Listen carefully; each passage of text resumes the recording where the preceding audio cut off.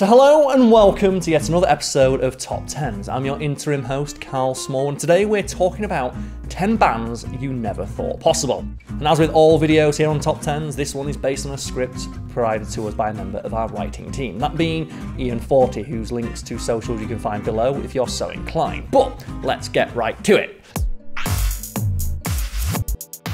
Do you think that cancel culture is a real thing? Have you gone out of your way to either protest a ban or take part in one? Sometimes it's good to exercise your right to free speech and share your thoughts on something you think is an injustice. That could mean protesting or just no longer supporting a person or business. Whatever works for you. That said, there have also been some pretty bizarre bans over the years that seem, if not egregious, at least pretty hard to justify and enforce. For example, consider number 10. A teen boy was banned from saying the word grass. Free speech is a concept that not everyone fully understands, especially online. Spend any time in an online forum or on Twitter and you realise that some people just don't understand that free speech doesn't mean you can't suffer the consequences for what you say, especially in the private or business world. Free speech means that you may express yourself without censorship, but in more specific terms it usually means from the government. That means if you support horrible causes and your boss fires you for it, then that's your fault for not keeping your bloody mouth shut. But at least the government didn't do it, because that would be wrong. And yet it happens. For example, in 2004, a teenager was ordered in court to never say the word grass again, at least in England or Wales. So the boy was accused of a laundry list of offences, which included the serial harassment of his neighbours. He accused them of being police informers. He cursed out people using foul language, cause property damage, steal, and carry weapons such as knives and bats in an intimidating way.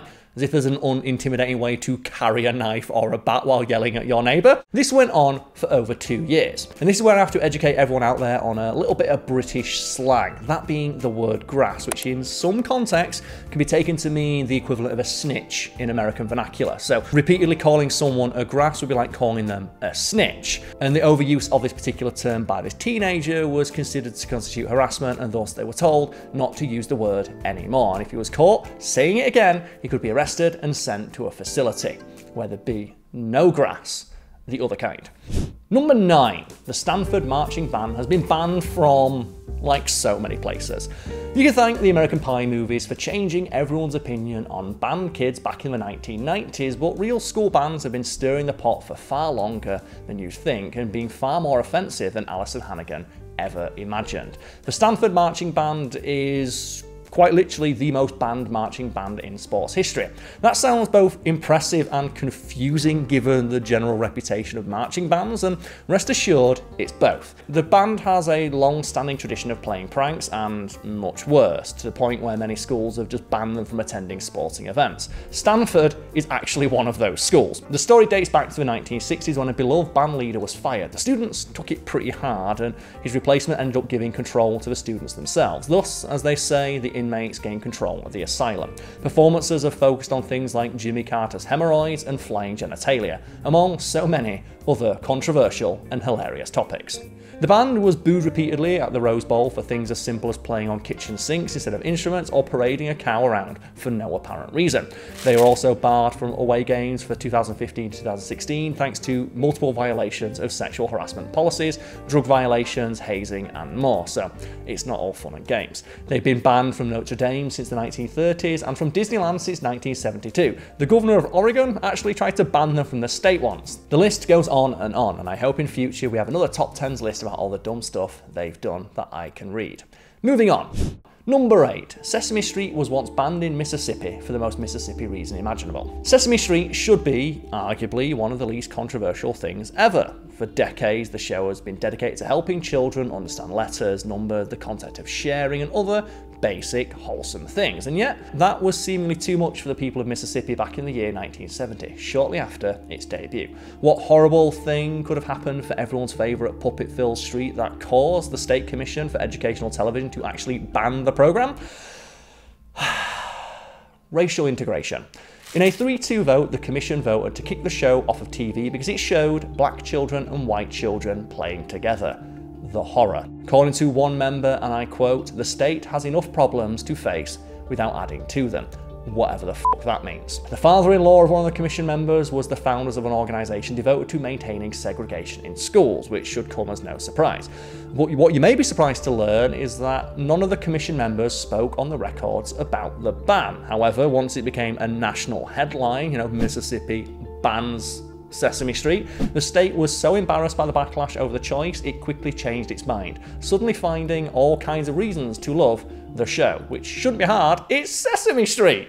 Number 7. All Quiet on the Western Front was banned for completely opposite reasons. Movies and books get banned far more often than they should. This is usually because a group of random people let their own biases determine what they want other people to see and know.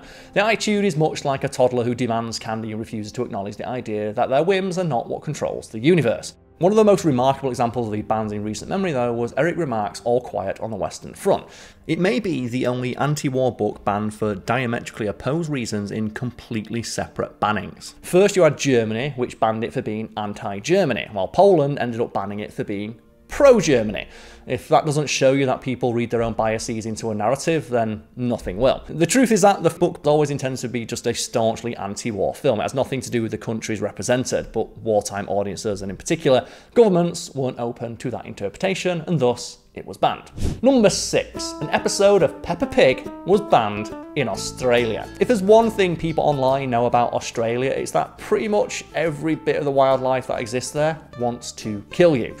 That might be an exaggeration, and of Australia's 10,000 native spider species, only a handful are truly dangerous, with just 2 being deadly to adults. But kids are another matter, and some of the less venomous ones can still be dangerous to children. Because they're little. And because of the potential risk to children, Peppa Pig ended up being on the receiving end of a nationwide ban, thanks to a spider-themed episode. The episode was meant to teach kids that spiders aren't really dangerous and they can't hurt you, which is admittedly a pretty poor message to send in a place where the exact opposite is true. Spiders are very, very small and they can't hurt you. The show, which is British, Whoop Whoop, involved a little cartoon pig befriending a spider called Mr. Skinny Legs, and in Britain the message was probably fine, as places like Liverpool and Sheffield and Northampton aren't really a hot spot for bird-eating tarantulas and black widows, but since Australia can't offer the same safe assurances to children, the episode had to go. And as an aside, as a little bonus fact about the show Peppa Pig, the character of Daddy Pig,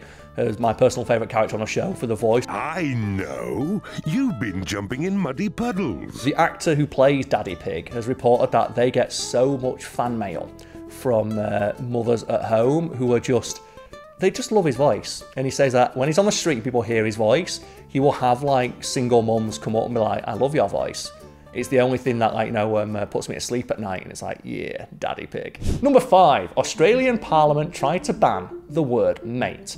Speaking of Australia, one of the most well-known stereotypes in the land down under focuses on their charming turns of phrase, in particular the prevalence of the word mate in everyday Aussie conversation. And because I know this channel doesn't really like swearing all that much, I can't say the other word that Australians are well known for using in everyday conversation, but if you know, you know. So back in 2005, the Australian government banned the use of the word mate in Parliament, at least by staff in the building. Even the Prime Minister thought this was a bad idea, but some unnamed senior civil servant, as they were later credited in recollections of the event, who was in charge of the parliamentary staff, issued an order that the word be stricken from the workplace. Specifically, their issue was with "good day, mate," perhaps the most Australian phrase possible. The ban was apparently the result of just 2 complaints, that staff were not as polite as they could have been, which seemed to show that people didn't feel that "good day, mate" was a polite thing to say, despite it being a literal greeting in virtually every part of Australia.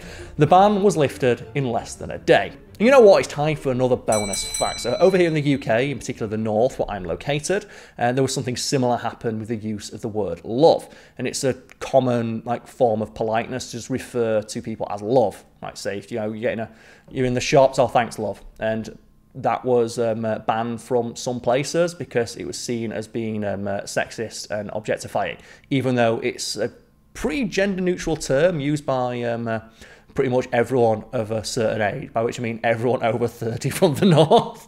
That was similarly rescinded because they realised it's just the way people talk up here. Anyway, number 4. Myanmar/Burma banned The Simpsons over the colour.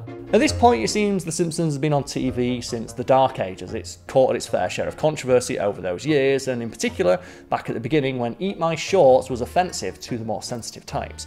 The most unusual reaction to The Simpsons, though, which resulted in the movie being banned outright, came from Myanmar/Burma. When the movie was released in 2007, Burma was in the midst of a conflict with the National League of Democracy, whose flag was red and yellow. To avoid conflict and not be mistaken for showing support for inciting violence, the country banned The Simpsons because of the similar colour palette.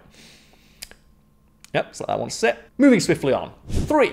Dunking was banned in college ball for 10 years. College sports have a long and wild history of rules and regulations that sound a lot like the whims of organised crime bosses, but that's neither here nor there. We're just going to focus on how Kareem Abdul-Jabbar got slam dunking banned for a decade. The ban dates back to 1967 when Kareem Abdul-Jabbar, then known as Lou Alcindor, was dominating the court. The man stood an impressive 7 feet 2 inches tall and could dunk like it was his job, which it later was. In his first game, he broke the UCLA scoring record and people immediately hated him for changing the game, likely in no small part because of his race. Again, just go back to what I said of it being the 1960s. Dunking was considered to be a fairly newish phenomenon despite dating back to the 1930s, and not everybody liked it. The feeling was that this was cheating and putting shorter or less skilled players at a disadvantage, which is like saying that if you hit a ball too far in baseball, you ruin it for the crappy hitters, but whatever, the league banned it altogether. The ban came on the heels of Jabbar dominating the league tournament. 2 days after he dunked his way to the top, the move was forbidden. And I'm reminded, again, a time for another bonus fact here, I'm reminded of Surya Bonaly, who was one of the few figure skaters in history capable of performing a backflip on the ice. And she was banned from doing the move because it was deemed to be too dangerous, which, you know, admittedly it is, unless you're as good as someone like Surya Bonaly. And she would later note that when she was at the Olympic training camps and things like that, if she did a backflip, the coaches for other less skilled figure skaters would go to the officials and complain, who would then come over and tell her to stop doing it because it was dangerous. And she very famously, or infamously, I guess, she performed on a broken ankle, won a silver medal, and ended by doing a backflip on one leg, and then rather than bowing to the judges, bowed to the crowd, because she was told that if she did it, she'd be docked points. So she did it purely as a flex show. I'm the only person in the world who can do this consistently. Eat my ass. Moving swiftly on. Number 2, Marlon Brando was frequently banned from chat rooms. So Marlon Brando is still considered one of the greatest actors of all time. He was also known to be wildly eccentric, especially in his later years. Just look into the pretty wild behind the scenes stories about him on the set of The Island of Dr. Moreau. Just a brief, a snippet of that is that he just put an ice bucket on his head one day and refused to take it off, and they had to write it into the film. In his later years, Brando apparently discovered online chat rooms and was a pretty big fan. And just like the rest of the people in the world, he flamed the hell out of strangers. This was in the infancy of the online chat phenomenon and AOL chat rooms. He logged in anonymously and engaged strangers in conversations about politics, a mistake people still make on the internet to this very day. When people got on his nerves, Brando would cuss them out and tell them to, quite simply, off.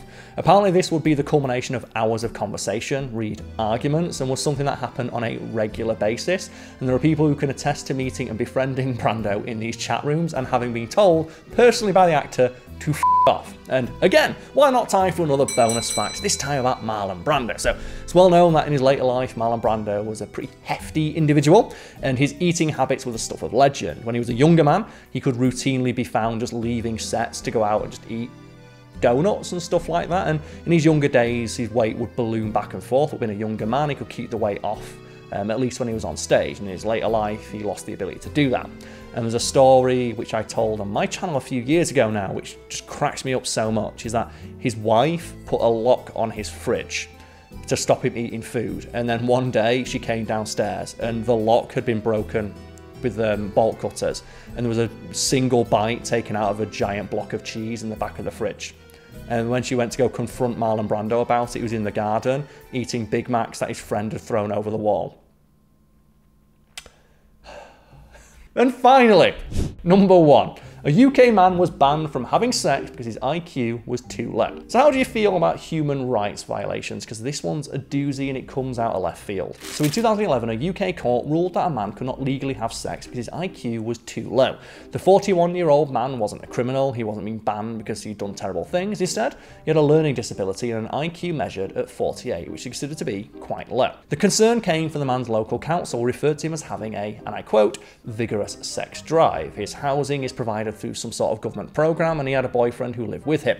So they were aware that he was, doing the deed. And it was ruled that he could not understand the potential consequences of his actions, in particular the health risks associated with having sex, and so he was no longer allowed to, have some sex. And apparently in Britain, this is something I didn't know, a court of protections may decide for people deemed to lack the intelligence to do so for themselves, which can include forced abortions or being taken off life support. And I guess just moving swiftly on from that harrowing fact I just learned about my own country, I'd like to say thank you for tuning into today's episode. Hopefully you found it entertaining or informative.